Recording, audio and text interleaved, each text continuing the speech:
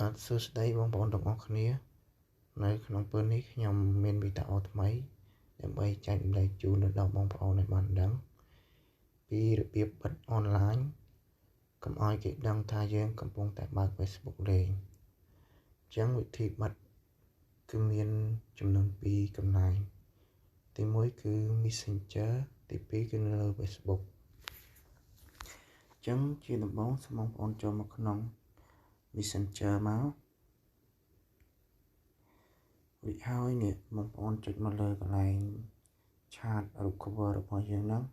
ត្រង់ចង្អុល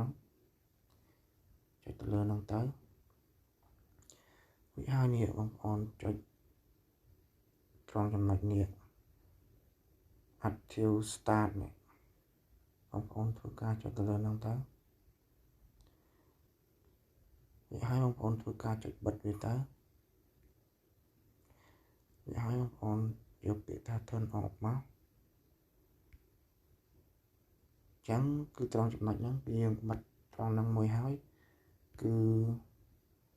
វាបិទតែនៅក្នុង Messenger chat របស់យើងទេចឹងគឺវាមិនទាន់បានបិទទាំងអស់ទេចឹងលុះត្រាតែបងប្អូនចូលទៅបិទក្នុង Facebook មួយកន្លែងទៀតទើបគេបើកមើល Facebook របស់យើងទៅទើបគេអត់ឃើញយើងបើកអនឡាញអញ្ចឹងបើសិនជាបងប្អូនបិទតែនៅក្នុង chat នឹងតែមួយទេគឺគេនៅតែឃើញយើងបើកអនឡាញលេងអញ្ចឹងបងប្អូនចូលមកក្នុង Facebook របស់យើងមកបងប្អូនចូលមកក្នុង Facebook មក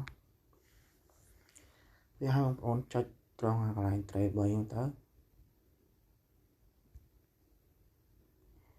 រួចហើយបងប្អូនអស់មកក្រោមមកបងប្អូនចុចលើកន្លែងរូបគុណសោទៅ Setting and Privacy ណាវាឲ្យបងប្អូនចុចយកកន្លែង Setting មករូបក្បាលមនុស្សហ្នឹងមកវាឲ្យបងប្អូនអស់មកក្រោមបន្តិច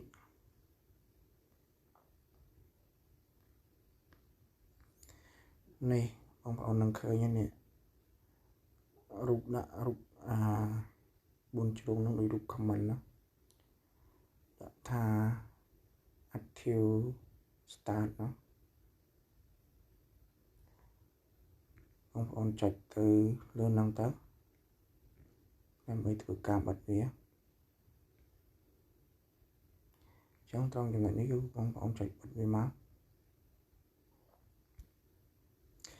រួចហើយបងប្អូនចុចពាក្យថា turn off ទៅអញ្ចឹងគឺប៉ុណ្ណឹងគឺវាបានធ្វើការបិទអនឡាញនៅលើ Facebook របស់យើងហើយអញ្ចឹងនៅពេលដែលគេចុចចូលលេង Facebook ទៅគឺគេអត់ឃើញយើងបើកអនឡាញលេង Facebook របស់យើងទេអញ្ចឹងបើសិនជាបងប្អូនបិទនៅត្រង់ chat តែមួយកន្លែងគឺវាមិនអាចធ្វើការបិទបានទាំងអស់ទេបើសិនជាបងប្អូនបិទក្នុង chat ហើយចុចចូលលេង Facebook គឺវានៅតែឃើញ load អនឡាញអញ្ចឹង